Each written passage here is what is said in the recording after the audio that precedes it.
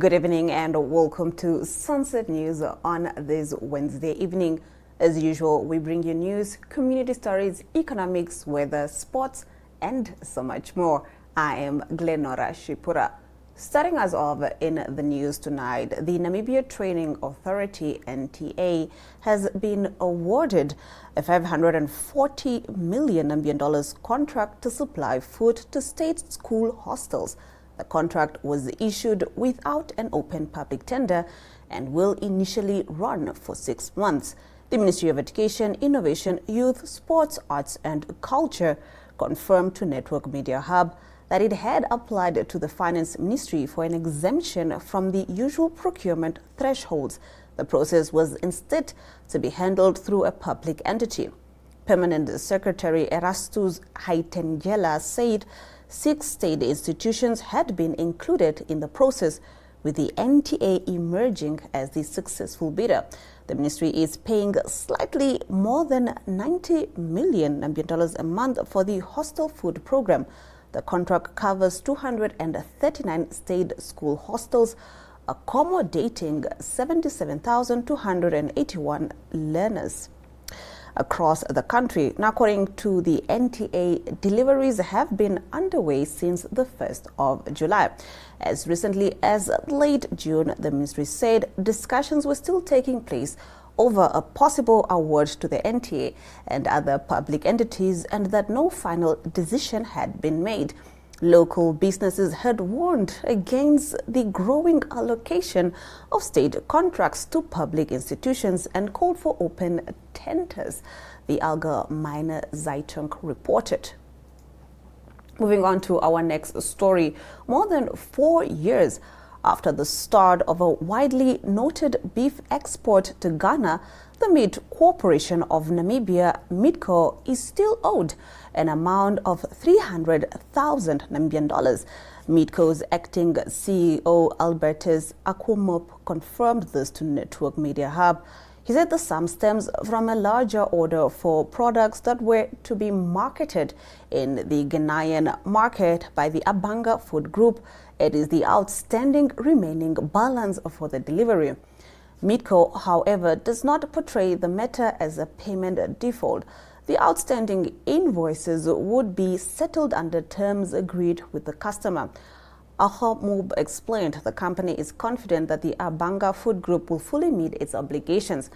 He did not want to disclose when the $300,000 Namibian dollars is to be paid or what the repayment arrangement looks like in detail. The underlying purchase and supply contract had been concluded on the 31st of August 2021 between MIDCO and Ghanaian businessman Thomas Abanga. It had a term of 4 months. It had a term of 24 months. Now, according to Akwomop, the contract was fully implemented and expired as scheduled. The outstanding amount, therefore, does not relate to an ongoing contract, but to invoices from the deliveries at that time. At the time, the deal was celebrated as a significant step for intra-African trade. Abanga and MIDCO's then CEO, Mwilima Mashuko-Banji, had agreed on cooperation to export Namibian beef to Ghana. In 2022, a first shipment of 15 tons arrived at the port of Tema. The partnership was then presented as a link between the markets of Southern and Western Africa and as an example of the opportunities offered by the African Continental Free Trade Area. Moving on, a former Komatsu accountant has been sentenced to 12 years imprisonment for masterminding a $4.4 million fraud scheme that siphoned millions from the mining equipment supplier through fake invoices and fictitious suppliers. 38-year-old Tuli Haleni Ngihalwa was also fined $20,000 Namibian by acting High Court Judge Petrus Unengu on Wednesday. The fraud was carried out between January 2014 and May 2016, while Ngihalwa worked at Komatsu's Swakopmund branch. The court found that she processed 75 fraudulent payment transactions, with the money ultimately following into bank accounts controlled by her and her co-accused. Her brother, Tuli Hafeni Gihehalwa, was fined 20,000 Namibian dollars, while their cousin, Johanna Jonah, and co-accused Pauline Gans were each sentenced to 5 years imprisonment. Jonah was also fined 20,000 Namibian dollars, while Gans received a 30,000 Namibian dollars fine. The scheme was uncovered after a suspicious payment prompted an internal audit at Kamatsu, which traced all 75 fraudulent transactions to Tuli Haleni's user profile. During the investigation, she admitted her involvement and signed an acknowledgement of debt. Judge Unengu said the sentence should serve as a warning that those who associate themselves with criminal conduct should expect to face the same legal consequences as those who orchestrated. In our next story, Sanlam fraud case rises to 2.5 million Namibian dollars as police pursue 7 additional suspects. The alleged Sanlam fraud case has escalated to 2.5 million Namibian dollars, with police planning to arrest 7 more suspects, as revealed in the Ondangwa Magistrates Court on Tuesday. Detective Chief Inspector Leonard Amakali provided this information while opposing bail for 6 applicants involved in the case. The accused are Festus Amalwa, Kelsey Kudumo, Valera Gomez, Michael Kaviu, Albertina Simon, and Gertrude Ipinge. In his testimony for the state, Amakali stated that investigations are still in the early stages, preventing him from sharing extensive details. However, he confirmed that 7 additional individuals will be apprehended for their alleged roles in the fraudulent activities connected to this case. Amakali is contesting bail on the grounds that the 6 applicants pose a risk of tampering with evidence and witnesses. He informed the magistrate that releasing them would not serve the interests of justice or public safety. He outlined that the state possesses substantial evidence against the accused, which includes witness statements, electronic device, admission records from Onanjongwe, Oshakati, and Enana State Hospital, a forged NIP laboratory report, as well as Sanlam documents and bank statements. Amakali assured that this evidence would be thoroughly presented during the trial.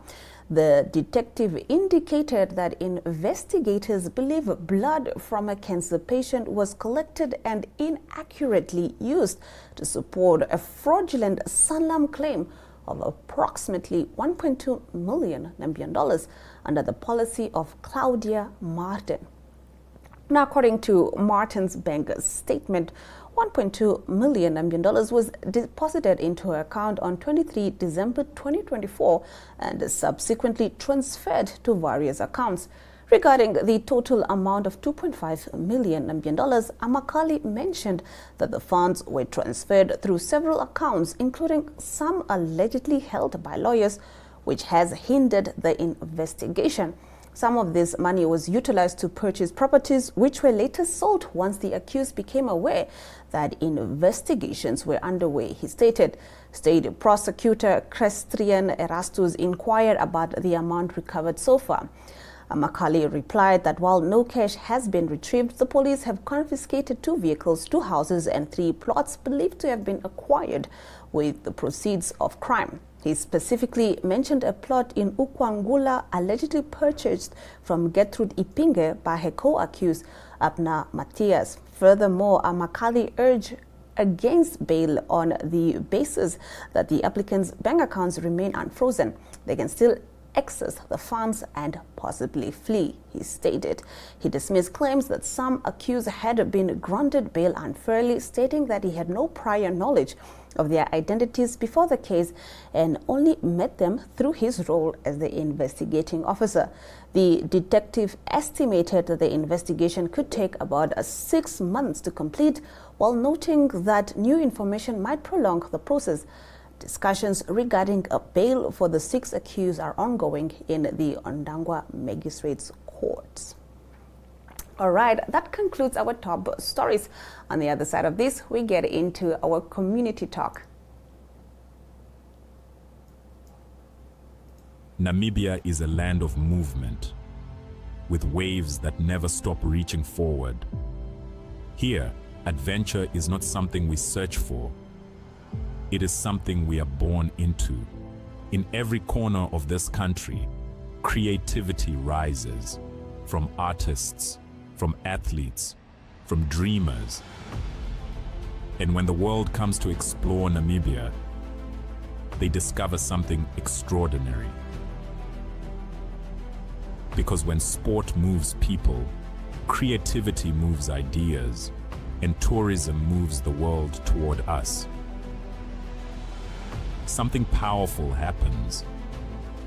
A platform where movement meets imagination, where industries connect, where opportunity grows, where Namibia's next chapter begins. Welcome to the Creative Sport Tourism Expo. Exhibit, partner, experience. Creative Sport Tourism.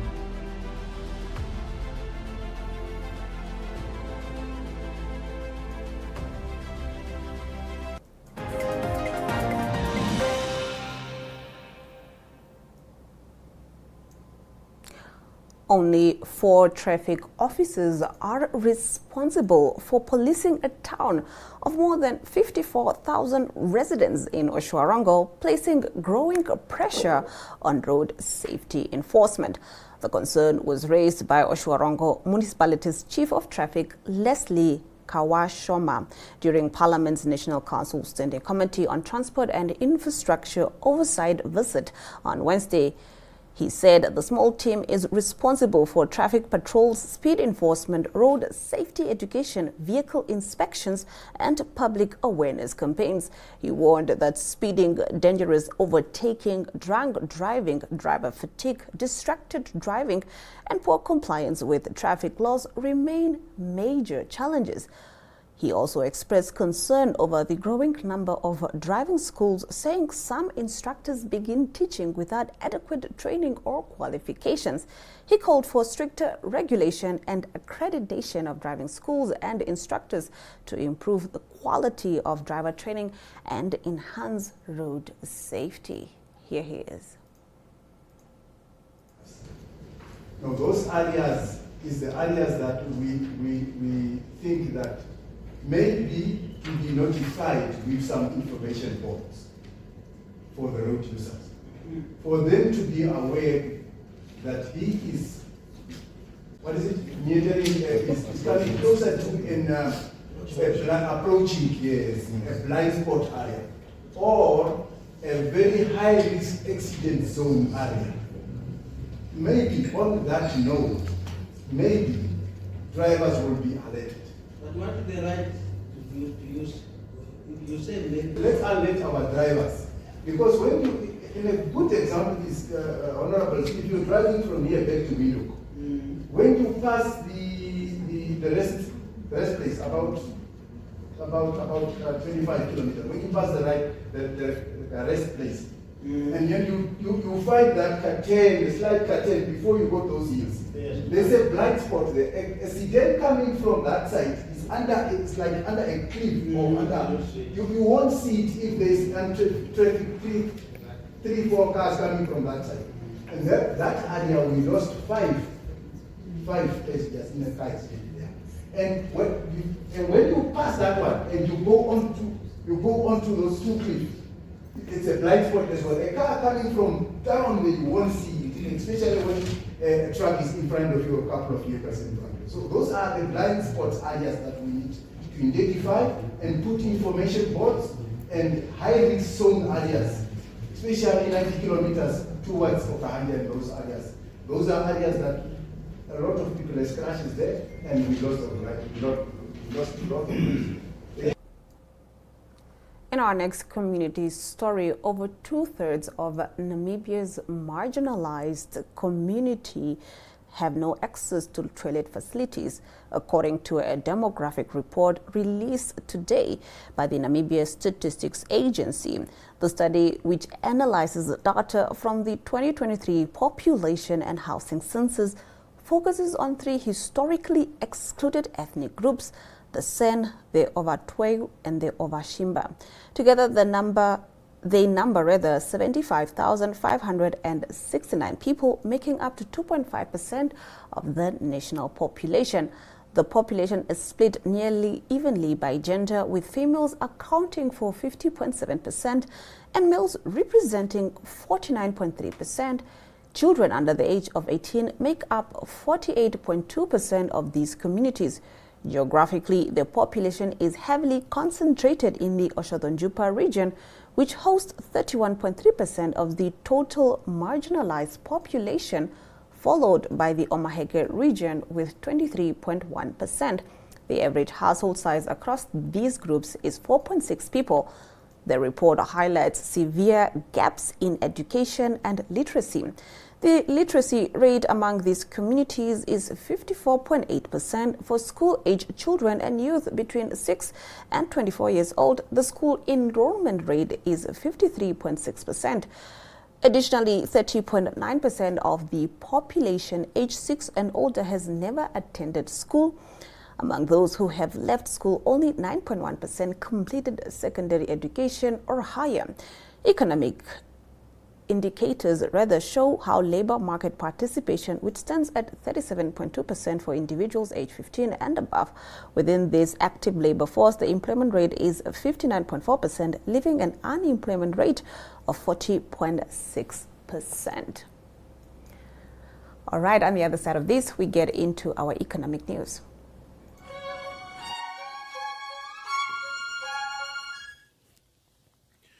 From the heart of the continent to its farthest horizons, Africa awakens with stories that shape our world. This is Africa Good Morning, your window into the pulse of a dynamic continent. I'm Ashwin Berry, here to deliver the latest news, sharp insights, and the vibrant spirit of Africa. Every weekday, we dive into the headlines, uncover untold stories, and spotlight the people driving change. Plus, stay ahead with daily weather forecasts and economic updates to navigate your week with confidence. With direct coverage from our correspondents on the ground, we bring you in-depth access to Africa's beating heart. Mondays, Mike Situla reports from Zambia.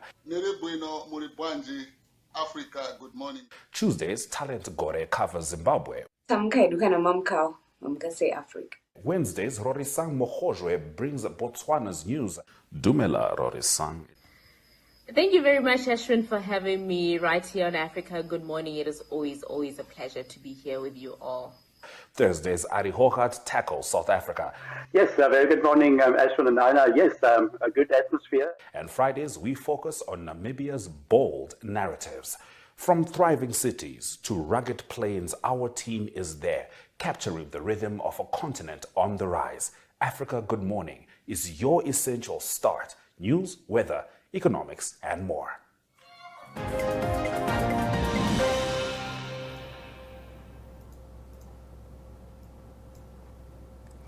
Getting into our economic news, Lady Pohamba Private Hospital has appointed former Bank Windhoek Managing Director Baroness Rashida Hans as its new Chief Executive Officer effective the 1st of September. Hans takes over after leading Bank Windhoek for nearly a decade, where she became the first woman to head a major Namibian commercial bank and oversaw the institution's growth.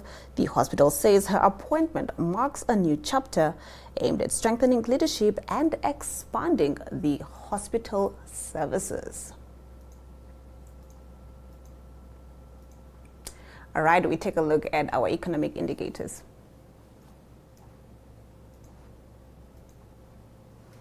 The Namibian dollar trades against the British pound at 21.92, against the euro at 18.70, against the US dollar at 16.37. 2 Namibian dollars and 42 cents gets you one Chinese yuan. On the commodities market, gold, copper, and platinum went up while Brent crude oil went down, trading at 1.45%, going for $84.41 per barrel. We now get straight into our international news.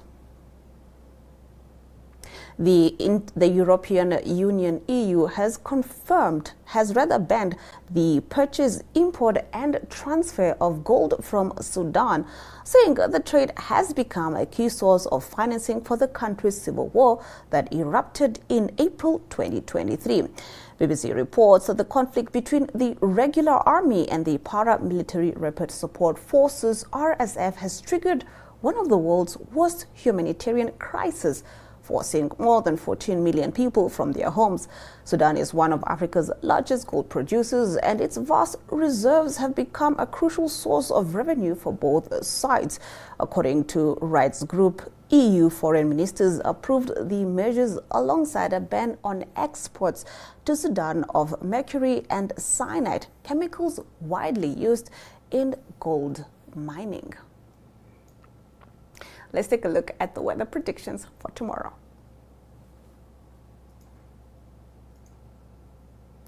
The capital city can expect a minimum of 9 degrees Celsius and a maximum of 24 degrees Celsius with sunny weather conditions, while Gobabas can expect a minimum of 8 and a maximum of 25 degrees Celsius with sunny weather conditions.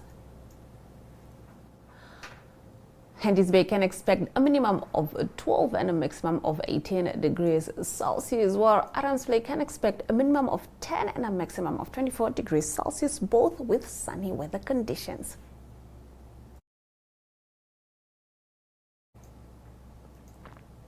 We first go for a commercial break before we return with your sports news.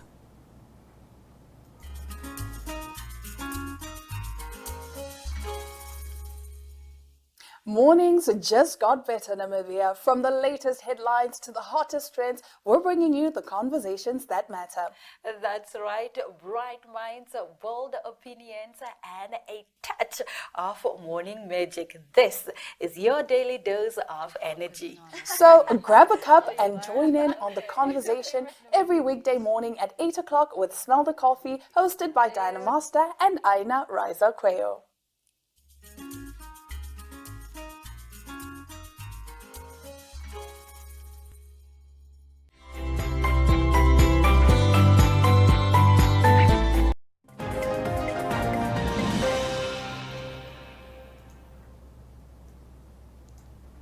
When it comes to the world of sports, I only trust one man to keep me updated, and that is Ari Hohat. Here he is with the sports news.